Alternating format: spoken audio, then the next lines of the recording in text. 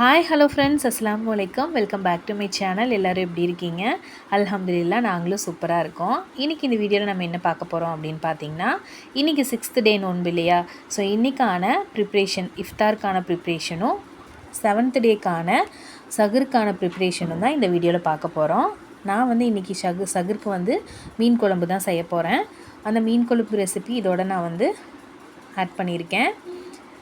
7th டே ரோஜாக்காக, அதாவது 7th டே நோன்புக்காக நான் வந்து மீன் குழம்பு செய்ய போகிறேன். அதுக்கு வந்து கொஞ்சமாக நல்லெண்ணெய் விட்டுட்டு, அதுக்கப்புறம் பார்த்திங்கன்னா சீரகம், வெந்தயம், அதுக்கப்புறம் ஒரு 250 கிராம் சின்ன வெங்காயம், ஒரு 4 பழம் தக்காளி கட் பண்ணி நம்ம இந்த மாதிரி வதக்கி விட்டுக்கலாம். எண்ணெயிலேயே நல்லா வதங்கி வரட்டும். நான் இன்றைக்கி வந்து பார்த்திங்கன்னா மீன் குழம்புக்கு பாறை மீனும் அதுக்கப்புறம் பார்த்திங்கன்னா லோகு ரெண்டுமே வாங்கியிருக்கேன். பாறை மீன் வந்து ஃப்ரை பண்ணுறதுக்கு, அதுக்கப்புறம் தலை அப்புறம் வால் பகுதி அதெல்லாமே குழம்பு வச்சிடலாம் அப்படின்ட்டு குழம்பு வச்சிட்ருக்கேன். ஸோ நல்லா இது வதங்கிடணும். நாளைக்கு, அதாவது 7th டே நோன்புக்கான சஹருக்கான ரெசிபி தான் இது.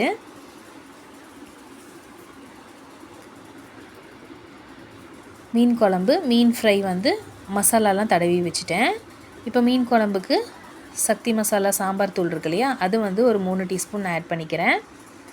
இப்போது தக்காளி, வெங்காயம் எல்லாமே நல்லா வதங்கி வந்ததுக்கப்புறம் இதை ஆட் பண்ணிவிட்டு 2 திருப்பி விட்டுட்டு, ஒரு சின்ன தேங்காவை நான் கட் பண்ணி வச்சுருக்கேன், அதையும் நான் ஆட் பண்ணிக்கிறேன்.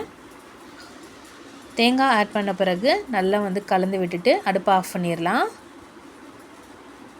இப்போது ஆறுனதுக்கப்புறம் இதை ஒரு மிக்சர் ஜாரில் போட்டு நம்ம நல்லா ஃபைன் பேஸ்ட்டாக அரைச்சிட்டு வந்துடலாம். இப்போ பாறை மீன் தனியாக இந்த மாதிரி எடுத்து வச்சுருக்கேன் பாருங்கள் ஃப்ரைக்கு. இது வந்து வால் பகுதி, தலைப்பகுதி இதெல்லாமே நான் கட் பண்ணி எடுத்தது அப்படியே வச்சுருக்கேன். குழம்புக்கு பெரிய தலை அப்படிங்கிறதுனால அந்த தலை வந்து 4ஆக போட்டாச்சு. இப்போ ஒரு பாத்திரத்தில் தேவையான அளவு நல்லெண்ணெய் ஆட் பண்ணிக்கலாம். மீன் குழம்பு அப்படின்னாலே நல்லெண்ணெய் வந்து ரொம்ப டேஸ்ட்டாக இருக்கும். கொஞ்சமாக கடுகு, ஒரு 4 பல் பூண்டு, அப்புறம் கொஞ்சமாக சின்ன வெங்காயம், கொஞ்சம் கருவேப்பிலை, தாளிப்புக்கு இதெல்லாம் சேர்த்திட்டு இது நல்லா வதங்கினதுக்கப்புறம் நம்ம காரத்துக்கு மிளகாய்த்தூள் 1 டீஸ்பூனும் தனியாத்தூள் 1 டீஸ்பூனும் ஆட் பண்ணிக்கிறேன். காரம் ரொம்ப வேணும் அப்படின்னு நினச்சிங்கன்னா நீங்கள் கொஞ்சம் கூட்டிக்கலாம். இப்போ நம்ம அரைச்சி வச்சுருக்க விழுது இருக்கு இல்லையா, அதை வந்து நம்ம இதை ஆட் பண்ணிக்கலாம். எவ்வளோ தண்ணி வேணுமோ அந்தளவுக்கு ஆட் பண்ணிக்கலாம். குழம்பு கன்சிஸ்டன்சி உங்களுக்கு தெரியும் இல்லையா, அந்தளவுக்கு நீங்கள் ஆட் பண்ணிக்கோங்க. தேவையான அளவு உப்பு ஆட். இப்போ ஒரு 5 நிமிஷம் நல்லா கொதி வரட்டும், நல்லா பச்சை வாசம்லாம் போய். இப்போ இந்த பீசஸ் எல்லாமே நான் வந்து ஃப்ரை பண்ணுறதுக்காக எடுத்து வச்சுருக்கேன். ஒரு 40 பல் பூண்டு, ஒரு 10 வரமிளகா, 2-3 டீஸ்பூன் பார்த்திங்கன்னா நான் ஒரு 3 டீஸ்பூன் மிளகு எடுத்திருக்கேன். இப்போது ஒரு நெல்லிக்காய் சைஸில் வந்து, பெரிய நெல்லிக்காய் சைஸில் வந்து நான் வந்து புளி ஊற வச்சு எடுத்திருக்கேன். இப்போ அதை இந்த குழம்புல ஊற்றிடலாம். குழம்பு வந்து நல்லா ஒரு 5 நிமிஷம் போல் நல்லா கொதி வந்துருச்சு. பச்சை வாசல்லாம் போனதுக்கப்புறம் தான் புளியை ஆட் பண்ணணும். பாருங்கள் நல்லா கொதிக்குது. இந்த ஸ்டேஜில் கொஞ்சம் கொத்தமல்லி தழை தூவி விட்டுறலாம்.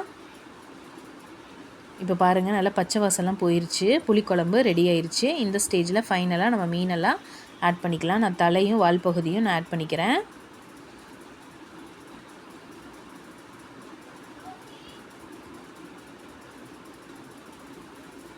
நாளைக்கு சகருக்கு வந்து மீன் குழம்பு தான் நான் வச்சுருந்தேன்.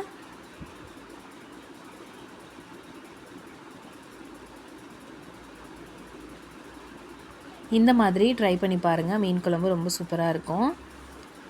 எந்த வகையான மீனாக இருந்தாலும் சரி இந்த மாதிரி ட்ரை பண்ணி பாருங்கள், அவ்வளோ சூப்பராக இருக்கும்.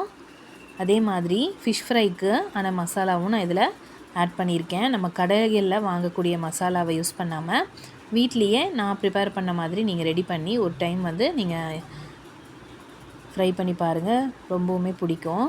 இப்போது மீனெல்லாம் சேர்த்தியாச்சு. இப்போ ஒரு லிட் போட்டு நான் ஒரு 10லேருந்து 15 நிமிஷம் சிம்மில் வச்சிட்றேன். உங்களுக்கு நல்லா வந்து கொதி வந்துட்டுருக்கு பாருங்கள். ஒரு 10 நிமிஷம் வச்சிங்கனாலே போதும், மீன் எல்லாமே நல்லா வெந்து வந்துடும். நம்ம எப்பயுமே வால் பகுதி, தலைப்பகுதி எல்லாமே அன்னன்னைக்கு வச்ச உடனே அந்த மீன் சாப்பிட்றத விட நைட் சாப்பிட்டா நல்லாயிருக்கும். அதை விட அடுத்த நாள் அவ்வளோ டேஸ்ட்டாக இருக்கும் குழம்பு மீன். ஏன்னா அந்த மசாலா எல்லாமே உள்ளே உங்களுக்கு பிடிச்சிருக்கணும். அப்போ தான் அந்த குழம்பு, அந்த மீன் வந்து சாப்பிட்றதுக்கு நல்லாயிருக்கும். அதுக்குள்ளே நம்ம அந்த மீன் ஃப்ரை பண்ணுறதுக்கான மசாலாவை ரெடி பண்ணிக்கலாம். தேவையான அளவு வரமிளகாய், அதுக்கப்புறம் பார்த்திங்கன்னா ஒரு 40 பல் பூண்டு நான் எடுத்திருக்கேன். அதுக்கப்புறம் உப்பு எடுத்துக்கிறேன். அதுக்கப்புறம் பார்த்திங்கன்னா கார்ன்ஃப்ளவர் மாவு ஒரு 4-5 டீஸ்பூன் எடுத்துக்கோங்க. இது நல்லா வந்து இந்தளவுக்கு ஃபைன் பேஸ்ட்டாக அரைச்சிக்கோங்க. மிளகு வந்து ஒரு 3 டீஸ்பூன் எடுத்திருக்கேன். இப்போ ஒரு பாத்திரத்தில் நம்ம விட்டு நம்ம எவ்வளோ மீன் வேணுமோ அந்தளவுக்கு நம்ம ஆட் பண்ணிக்கலாம். இனி கொஞ்சம் நான் கார்ன்ஃப்ளவர் மாவு ஆட் பண்ணிக்கிறேன். நம்ம எந்த ஒரு ஆர்டிஃபிஷியல் கலரும் நம்ம ஆட் பண்ணவே இல்லை, இதுவே போதுமானது. நீங்கள் வேணும்னா காஷ்மீரி சில்லி பவுடர் இருந்தால் நீங்கள் ஆட் பண்ணிக்கோங்க. நான் வந்து இதுவே போதும் அப்படின்ட்டு நான் விட்டுட்டேன். இப்போது நமக்கு எவ்வளோ தேவையோ அந்தளவுக்கு மட்டும் நம்ம இதை கலந்து வச்சுக்கலாம். எல்லா மீனும் நான் ஃப்ரை பண்ணல, கொஞ்சம் மீன் மட்டும் ஃப்ரை பண்ணிவிட்டு மீதம் வச்சு நான் ஃப்ரீசரில் வச்சிடலாம் அப்படின்ட்டு. ஈவினிங் போல் குழந்தைங்களுக்கு இதை ஃப்ரை பண்ணி கொடுத்துட்டு மீதி வந்து நம்ம நைட் வந்து ஃப்ரை பண்ணிக்கலாம் அப்படின்ட்டு. மீதி உங்களுக்கு நமக்கு சகுருக்கு வேணும்னா சகுருக்கு எடுத்துக்கலாம் அப்படின்னு கொஞ்சம் மீனை வந்து அந்த இதுலேயே நான் போட்டு வச்சிட்டேன். இதை அப்படியே நான் ஃப்ரீசரில் வைக்க போகிறேன். இப்போது ரோஸ் மில்க் வந்து நம்ம ரெடி பண்ணிக்கலாம். அதுக்கு பால் வந்து ஒரு 4 டம்ளர் வந்து ஆட் பண்ணிக்கிறேன்.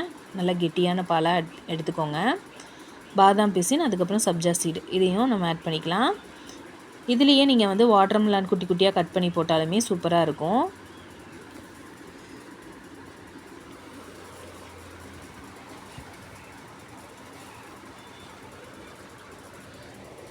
எங்கள் வீட்டில் பார்த்திங்கன்னா இந்த ரோஸ் மில்க் தான் வந்து ரொம்ப வந்து ஃபேவரட் எல்லாத்துக்குமே. அதனால் வந்து ரோஸ் மில்க் தான் கலந்துக்கிட்டேன். எந்த அளவுக்கு வேணுமோ அந்தளவுக்கு கலந்துட்டு தேவையான அளவு சர்க்கரை ஆட் பண்ணிக்கலாம். இப்போ பாருங்கள், மீன் குழம்பு ரெடி ஆயிடுச்சு. நம்ம அடுப்பு ஆஃப் பண்ணிடலாம். அடுத்தது ரோஸ் மில்க்கு சர்க்கரை ஆட் பண்ணிக்கலாம். ஆட் பண்ணி நல்லா கலந்து விட்டுட்டு நம்ம ஒரு பாட்டிலில் ஸ்டோர் பண்ணி ஃப்ரிட்ஜில் வச்சிடலாம். நம்ம இஃப்தார் டைமில் ஒரு 10 நிமிஷத்துக்கு முன்னாடி நம்ம எடுத்தோன்னா போதும். வெளியே நான் வந்து இது ஒரு 4 மணி பக்கமாகவே நான் வந்து இது கலந்து வச்சுட்டேன். நமக்கு 6:30 மணிக்கு தான் இஃப்தாருங்கிறதுனால நமக்கு நல்லாவே ஒரு 2 ஹார்ஸ் நல்லா இருக்கும். அதுக்கப்புறம் பார்த்திங்கன்னா முலாம்பழம் அதையும் நான் கட் பண்ணி வச்சுக்கிறேன். அதுக்கப்புறம் பார்த்திங்கன்னா ஸ்வீட் போண்டா செய்யலாம் அப்படின்ட்டு ஒரு 3 தேன் வாழை எடுத்திருக்கேன். அதை கட் பண்ணிவிட்டு 3 ஏலக்காய் எடுத்திருக்கேன். 1 கப் வந்து நாட்டு சக்கரை எடுத்திருக்கேன். 1 கப் வந்து கோதுமை மாவு எடுத்திருக்கேன். இது கொஞ்சமாக தண்ணி விட்டு நம்ம இந்த மாதிரி ஒரு மாவு பதத்துக்கு நம்ம அரைச்சிட்டு வந்துடலாம். இந்த அளவுக்கு இருக்கிற மாதிரி பார்த்துக்கோங்க. ரொம்ப தண்ணியாக இல்லாமல் மாவு நல்லா கெட்டியான மாவு பதத்தில் எடுத்துக்கோங்க. ஃபைனலாக கொஞ்சமாக தேங்காய் துருவி நான் இதில் ஆட் பண்ணிக்கிறேன். சாப்பிடும்போது நல்லாயிருக்கும். கோதுமை மாவில் செய்கிற ஸ்வீட் வந்து உங்களுக்கு ரொம்ப ஹெல்த்தியும் கூட. இது வீட்டில் குழந்தைங்களுக்கு ஸ்நாக்ஸ் மாதிரி கூட நம்ம ஈவினிங் போல் செஞ்சு கொடுக்கலாம். நம்ம ஒரு கச்சாயம் மாதிரி இருக்கும் இது. இப்போது நல்லா எண்ணெய் சூடானோடனே இந்த மாதிரி நம்ம வந்து எந்த ஒரு ஷேப்பும் தேவையில்லை. நம்ம குட்டியாக ஒரு கரண்டி எடுத்துகிட்டு அதை நம்ம இந்த மாதிரி விட்டோம் அப்படின்னா போதும். உங்களுக்கு பார்த்திங்கன்னா இந்த இனிப்பு போண்டா நல்லா வந்து உங்களுக்கு உப்பி வரும். குழந்தைங்களுக்கு ரொம்பவுமே பிடிக்கும். செஞ்சு கொடுங்க. நம்ம தேன் வாழையில் செய்கிறதுனால நல்லா இனிப்பாகவே இருக்கும். பழம் வந்து நல்லா இனிப்பான பழத்தில் வந்து இந்த போண்டா செய்யுங்க. கொஞ்சம் புளிக்கிற மாதிரி வாழைப்பழம் இருந்தால் அது செய்யாதீங்க, அப்போ நல்லா இருக்காது. இந்த அளவுக்கு கோல்டன் கலர் ஆனோடனே நான் எடுத்துக்கிறேன். ஃபஸ்ட் பேட்ச் போட்டோடனே எண்ணெய் ரொம்ப சூடாக இருந்தனால கலர் கொஞ்சம் ரொம்ப டார்க் ஆயிடுச்சு. நான் செகண்ட் பேட்ச் வந்து அதை விட லைட் கலர்லேயே எடுத்துட்டேன். உங்களுக்கு இது சீக்கிரமாகவே வெந்து வந்துடும். இந்த கலரில் ஆன உடனே நம்ம எடுத்துடலாம். இந்த போண்டா பார்த்திங்கன்னா குழந்தைங்களுக்கு ஈவினிங் ஸ்நாக்ஸ் பாக்ஸ்க்கு எல்லாமே போட்டு தரலாம். அடுத்தது பார்த்திங்கன்னா நான் வந்து முலாம்பழத்தை கட் பண்ணிவிட்டு சர்க்கரை பால் ஆட் பண்ணி நல்லா அரைச்சிக்கிட்டேன். முலாம்பழம் ஜூஸும் ரெடி ஆயிடுச்சு. அடுத்தது வாட்டர்மெலானையும் கட் பண்ணி நம்ம வச்சுக்கலாம். தேவையான அளவு மட்டும் கட் பண்ணிவிட்டு மீதி பழத்தை நான் வச்சுட்டேன். ஸோ இஃப்தாருக்கு எல்லாருமே உட்காந்துட்டோம். அதாவது நானும் அவரும் தான் வந்து நோன்பு. அதனால் வந்து எங்கள் 2 பேர்த்துக்கு மட்டும்தான் இஃப்தாருக்கு நான் செஞ்ச ரெசிபிஸ் எல்லாமே எடுத்து வச்சுட்டேன். கொஞ்சம் கிரேப்ஸ் எடுத்து வச்சுருந்தேன். அப்புறம் வந்து நம்ம ஆஸ் யூஷுவல் நம்ம முக்கியமான பொருள் பேரிச்சம்பழம். கஞ்சி வாங்கிட்டு வந்துட்டார். அவர் வந்த உடனே நானும் வந்துட்டு உட்காந்துட்டு அசர் தொழுதுட்டு உட்காந்தாச்சு.